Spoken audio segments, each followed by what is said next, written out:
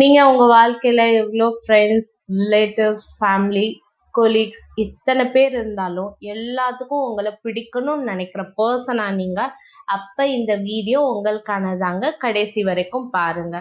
அதாவது ஒரு கிளாஸ் ரூம்ல ஒரு டீச்சர் அவங்களோட ஸ்டூடண்ட்ஸுக்கு லெசன் நடத்த போறாங்க. அதுக்கு முன்னாடி ஒரு சின்ன கதைய சொல்றாங்க. அதாவது உங்கள்ல யார் யாருக்கெல்லாம் ஹெல்பிங் மைண்ட் செட் இருக்குன்னு கேட்குறாங்க.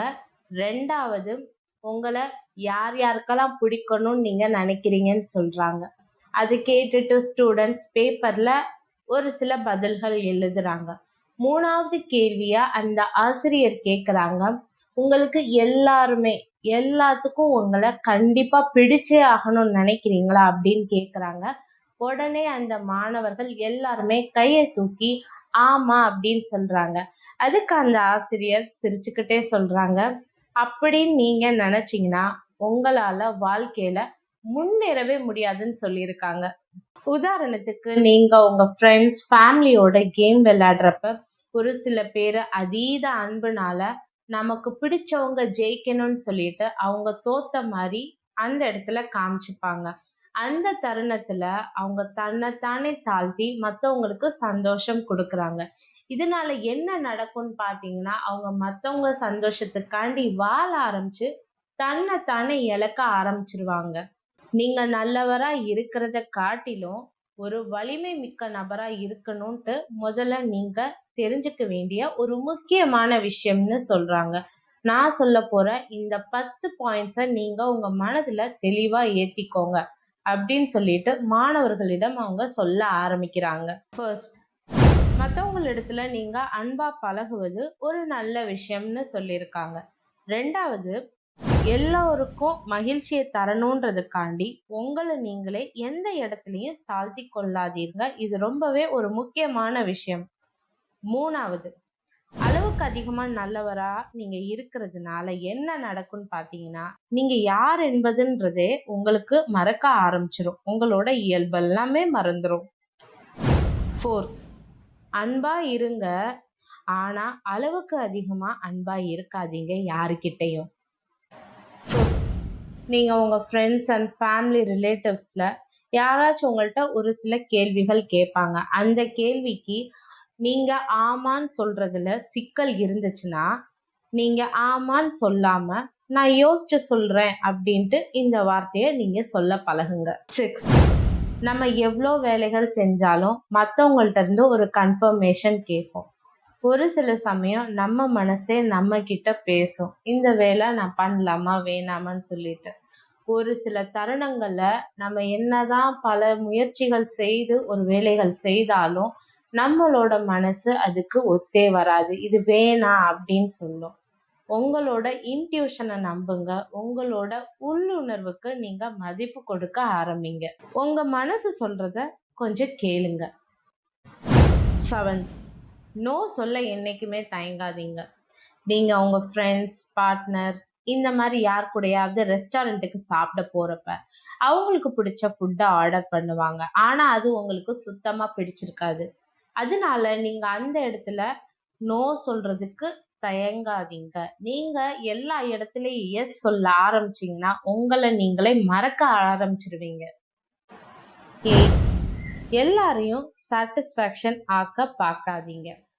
ஏன்னா இந்த வாழ்க்கையில் நீங்கள் ஒரே ஒரு பர்சனை மட்டும்தான் சாட்டிஸ்ஃபேக்ஷனாக நீங்கள் பார்த்துக்கறணும். அது யாருன்னு கேட்டிங்கன்னா உங்களை மட்டும்தான்.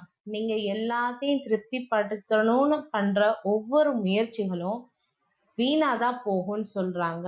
உங்கள் வாழ்க்கையில் நேரம், காலம் எல்லாத்தையும் வீணடிக்கும்னு சொல்கிறாங்க. ஃபர்ஸ்ட் நீங்கள் உங்களுக்காண்டி வாழ ஆரம்பிங்க. நீங்கள் செல்ஃப் சாட்டிஸ்ஃபைடாக இருந்தால் மட்டும் போதுமானது. 9th, over thinking. எந்த ஒரு விஷயத்தையும் அளவுக்கு அதிகமாக நீங்கள் யோசிக்காதீங்க. நீங்கள் யோசிக்கிறனால எதுவுமே மாற போகிறது கிடையாது. அதனால உங்கள் வாழ்க்கையில் நடந்த மகிழ்ச்சியான தருணத்தை ஃபஸ்ட்டு நீங்கள் நினச்சி பாருங்கள். அது மட்டும் இல்லாமல் உங்களுக்கு என்னென்ன விஷயங்கள் செய்ய பிடிக்குமோ அந்த விஷயங்களை நீங்கள் செஞ்சு உங்கள் லைஃப்பை நீங்கள் ஹாப்பியாக லீட் பண்ண நீங்கள் ஃபஸ்ட்டு கற்றுக்கறணும். 10th, முதலில் உன்னை நீ கவனித்துக்கொள். உதாரணத்துக்கு உங்க ஃப்ரெண்டு ரொம்பவே ஒரு பண கஷ்டத்துல இருக்காங்க. அதே சிரமத்துல தான் நீங்களும் இருக்கீங்க. அவங்களுக்கு முடியாத கஷ்டம்னு சொல்லி உங்ககிட்ட பண உதவி வந்து கேக்குறாங்க. அவங்க சொல்றாங்க ரொம்ப கஷ்டப்படுறாங்க அப்படின்னு சொல்லிட்டு நீங்க உங்கள்ட்ட இருக்கிற கொஞ்ச நெஞ்ச பணத்தையும் நீங்க கொடுத்து ஹெல்ப் பண்றீங்க. அவங்க அத பின்னாடி தரதான் போறாங்க. அதுல ஒண்ணும் தவறு இல்ல. ஆனா நீங்க நிறைய செல்வம் இருந்து கொடுக்கறதுல தப்பில்ல.